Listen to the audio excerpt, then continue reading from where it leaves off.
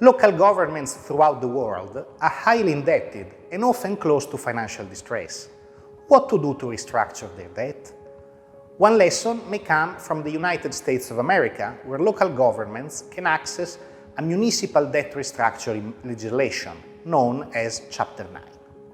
Restructuring under Chapter 9 results in lower cost of municipal debt and higher investment in public goods such as hospitals.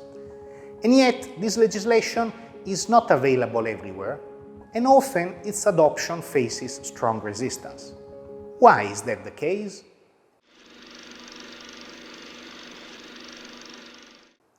The US municipal bond market is quite large, currently worth around $4 trillion. One class of these bonds, the so-called general obligation bonds, are backed by the cash flows generated by the municipalities' tax collection, and they have a higher priority of repayment in the event of default. In financial terms, they are senior bonds. The other class, the so-called revenue bonds, are backed by the cash flows of the specific projects that they finance, such as the tolls from a highway or the profits of a hospital. These are junior bonds, meaning that in case of default, they are reimbursed only after the senior bonds. Chapter 9 of the US bankruptcy law, first drafted in 1933 and later enshrined in the 1978 US Bankruptcy Code, dictates that when a municipality enters bankruptcy proceedings, the general obligation bonds are subject to an automatic stay. All payments are frozen until the bankruptcy proceedings are over. Revenue bonds payments, on the other hand, are not suspended. Therefore, revenue bonds become effectively senior to general obligation bonds during bankruptcy. These institutional features allow us to estimate the causal effect of a state's adoption of Chapter 9 on the cost of its borrowing through municipal debt. In an article with Young Yoon, we observe an 8.5 basis points decrease in municipal bond spreads after Chapter 9 authorization, driven by a decrease in the revenue bond spreads.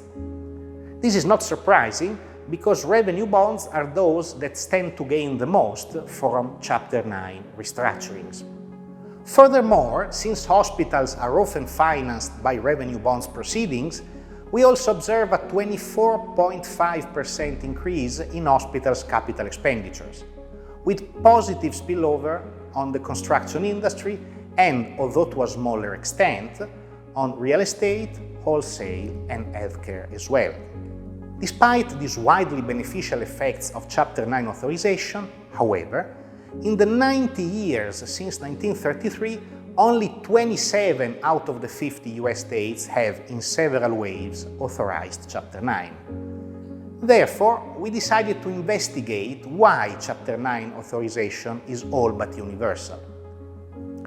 Since one of the provisions of the law is the possibility to unilaterally restructure public employment contracts, including sometimes firing public workers, we hypothesize that states with stronger labor unions are less likely to adopt Chapter 9.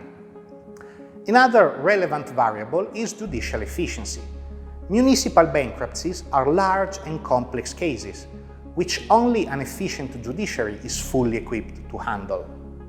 Accordingly, we find that the strength of public labor unions and the inefficiency of the judiciary are the two main obstacles to a widespread Chapter 9 authorization.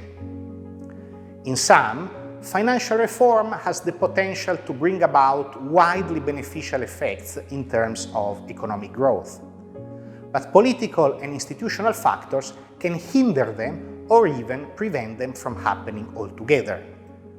These lessons from the US appear to be also informative for the European context, in which local governments increasingly face financial distress and would benefit from a more efficient debt restructuring mechanism.